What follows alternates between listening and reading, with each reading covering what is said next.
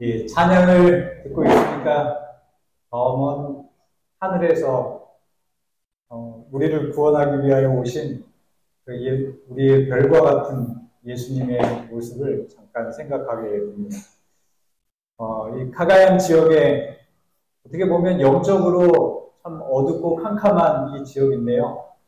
이곳에서 이 진리를 마음에 품고 또 이 세상에 빛이 되어 살아가는 우리 사랑하는 성도님들을 생각할 때 꼭 하늘에 같이 가기를 간절히 소망하게 됩니다. 특별히 우리 최영윤 목사님과 박성재 사모님 오늘 또 이렇게 안식일에 함께 예배를 드리니까 저희들의 빛이 더 밝게 빛나는 것 같은 풍성함을 하나님께서 주시는 것 같습니다. 오셔서 너무 감사드리고 이 시간 또 하나님의 크신 은혜가 우리 마음을 가득 채우게 되기를 간절히 바랍니다.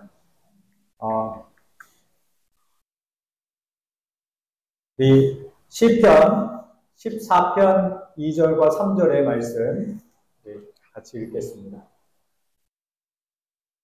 같이 읽겠습니다. 시작.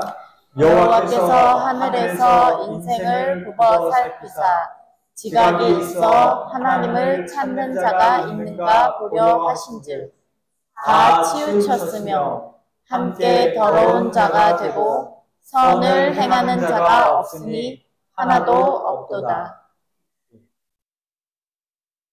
이 세상에 많은 사람들이 살아가고 또 각자의 종교를 가지고 또 그리스도인으로 살아가는 사람도 허다하게 많지만 하나님께서 이 세상을 보실 때 이 가운데는 하나님을 찾는 자도 또 선을 행하는 자도 없음을 보게 되는 것입니다. 로마서 3장 10절과 12절에도 이와 비슷한 말씀이 있습니다. 기록한 바 의인은 없나니 하나도 없으며 깨닫는 자도 없고 하나님을 찾는 자도 없고 다 치우쳐 한 가지로 무익하게 되고 선을 행하는 자는 없나니 하나도 없도다. 죄로 인해 망가진 이 세상에는 하나님을 아는 자도 그리고 하나님의 뜻에 따른 선을 행하는 자도 하나도 없다고 성경은 말씀하고 있습니다. 그런데 오직 한 분, 오직 예수님만은 하나님을 아셨고 또 이 땅에 사실 때 선을 행하셨습니다. 예수님은 어떻게 하나님을 아시고 선을 행하실 수 있었을까요? 요한복음 8장 23절에 예수께서 가라사대 너희는 아래서 났고 나는 위에서 났으며 너희는 이 세상에 속하였고 나는 이 세상에 속하지 아니하였느니라 라고 말씀하십니다. 모든 인간들은 아래에서 났지만 예수님은 어디에서 나셨다고요? 위에서 나셨다는 것입니다. 모든 사람들이 이 세상에 속하였지만 예수님은 이 세상에 속하지 아니하셨기 때문에 하나님을 아셨고 또 선을 행하실 수 있었다는 것입니다. 그러면 위에서 났다는 의미가 무엇일까요? 요한복음 3장 31절의 말씀입니다. 위로부터 오시는 이는 만물 위에 계시고 땅에서 난 이는 땅에 속하여 땅에 속한 것을 말하느니라.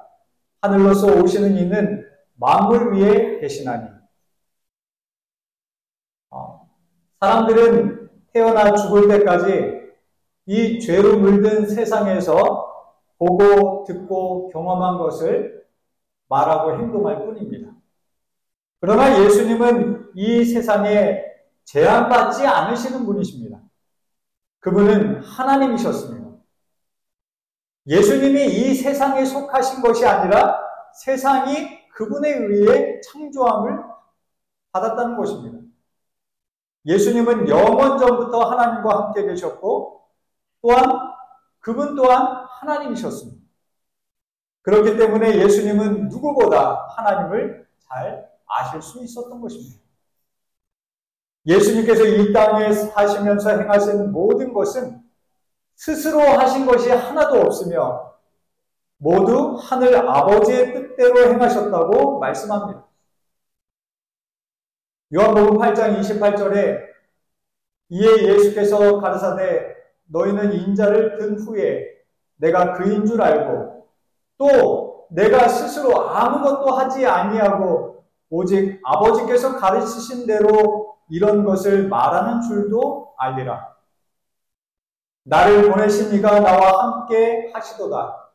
내가 항상 그의 기뻐하시는 일을 행함으로 나를 혼자 두지 아니하셨느니라.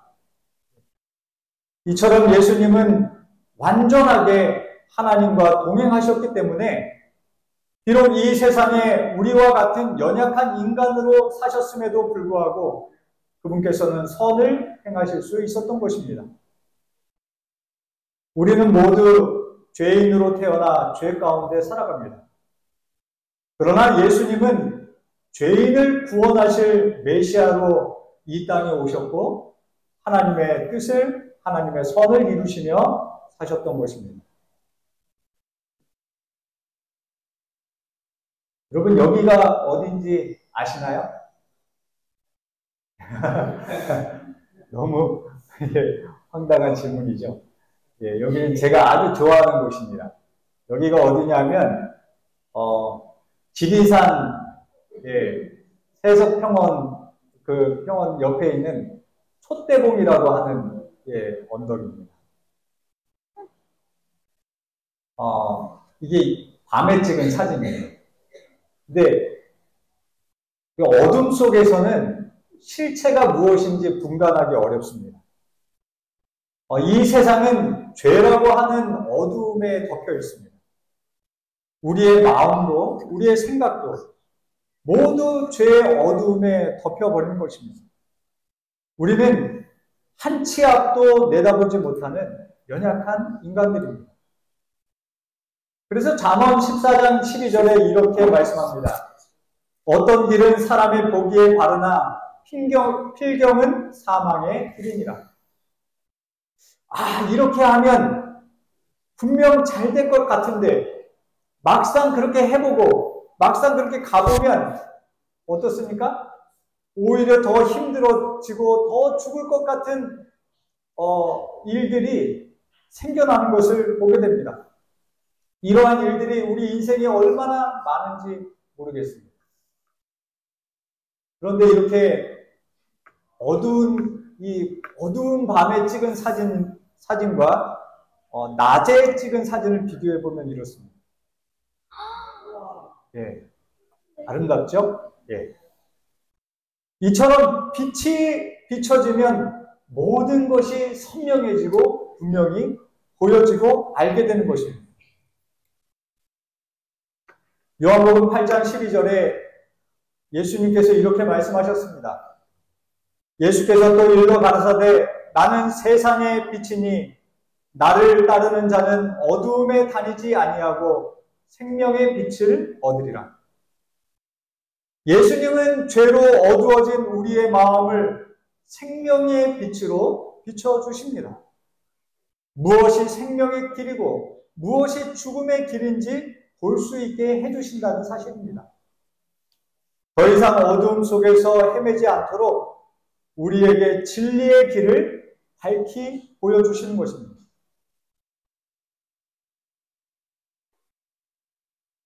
이제 요한복음 9장으로 넘어가면 날 때부터 소경된 한 사람에 대한 이야기가 나옵니다. 예수께서 길 가실 때 날 때부터 소경된 사람을 보신지라 제자들이 물어 가로되 랍비여 이 사람이 소경으로 난 것이 네 죄로 인함이오니이까 자기 오니이까 그 부모 오니이까. 인생의 길을 분간하지 못하는 우리는 소경과 다를 바가 없습니다. 인생이 잘못되면 우리는 무엇 때문에 내 인생이 이렇게 망가졌을까 하고 생각합니다. 그리고 후회합니다.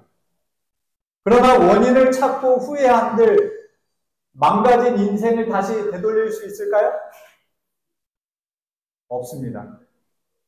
그것은 마치 소경이 누구 죄로 소경이 되었을까 고민해 본들 그의 눈을 뜨게 할 수 없는 것처럼 후회되는 우리의 인생도 되돌릴 수 없는 것입니다. 그러나 갈 길을 잃어버린 인생이라도 예수님을 영접하면 달라질 수 있는 것입니다. 요한복음 9장 3절입니다. 우리 같이 한번 읽어보겠습니다. 시작. 예수께서 대답하시되 이 사람이나 그 부모가 죄를 범한 것이 아니라 그에게서 하나님의 하시는 일을 나타내고자 하심이니라. 하나님의 일을 시작하시는 분, 그분이 바로 예수님이십니다. 이르시되 실로암 못에 가서 씻으라 하시니 실로암은 번역하면 보냄을 받았다는 뜻이라. 이에 가서 씻고 밝은 눈으로 왔더라. 날 때부터 소경된 사람이 예수님을 만나고는 눈을 뜨게 되었습니다. 이제 그는 더 이상 어두움 속에서 헤맬 일이 없게 된 것입니다. 그전에는 그의 생각 속에만 있던 세상이 이제는 두 눈으로 실제로 보게 되었기에 그는 더 이상 어둠 속을 헤맬 필요가 없게 된 것입니다. 죄의 어둠 속에 있는 우리는 무엇이 옳고 그른지 분간하지 못합니다. 이미 죄에 물들어버린 내 생각, 내 판단대로 살면 우리는 절대로 죄에서 벗어날 수 없습니다. 내 생각, 내 판단대로 살아서 돈도 많이 벌고 남들에게 대접받으며 살 수도 있습니다. 그러나 죄의 굴레에서는 벗어날 수 없다는 것입니다. 아무리 멋져 보이는 인생을 살아본들 70, 80 그렇게 살다가 우리는 결국 죄에서 죽음으로 내려가게 되는 것입니다. 이러한 인생의 굴레를 우리는 벗어날 수가 없는 것입니다. 그러나 우리가 예수님을 영접하고 그분의 말씀을 따라 살면 우리는 죄에서 벗어날 수 있습니다. 영원한 생명의 길을 찾을 수 있게 됩니다. 인생의 목적이 무엇인지 분명히 깨닫게 되고 또 영원한 생명으로 연결되는 인생을 살게 되는 것입니다. 예수님을 모르면 우리는 노후를 준비하면서 인생을 보냅니다. 그러나 예수님을 알면 영원한 생명으로 가는 새로운 인생을 준비하며 살아가게 되는 것입니다. 진리를 알지니 진리가 너희를 자유케 하리라고 말씀하십니다. 진리가 무엇일까요?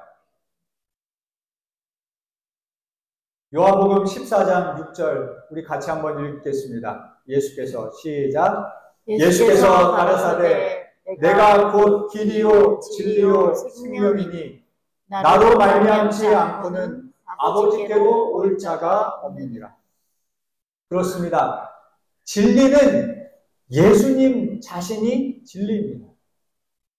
우리가 진리 대신 예수님을 알 때 우리는 죄에 사로잡힌 인생의 굴레를 벗어나 참된 자유함을 누릴 수 있게 될 것입니다. 우리가 예수님을 개인의 구주로 영접할 때 우리를 위해 영원한 하늘 본향을 준비하시고 기다리시는 우리의 영원한 아버지께로 갈 수 있게 될 것입니다. 오늘 이 안식일 우리의 영적인 눈이 열려 우리의 구원자 되시는 예수님을 바라보고 또 그분을 개인의 구세주로 영접함으로 하나님의 자녀가 되는 권세를 누리는 저와 여러분이 되시기를 간절히 바라며 이 말씀을 마치겠습니다.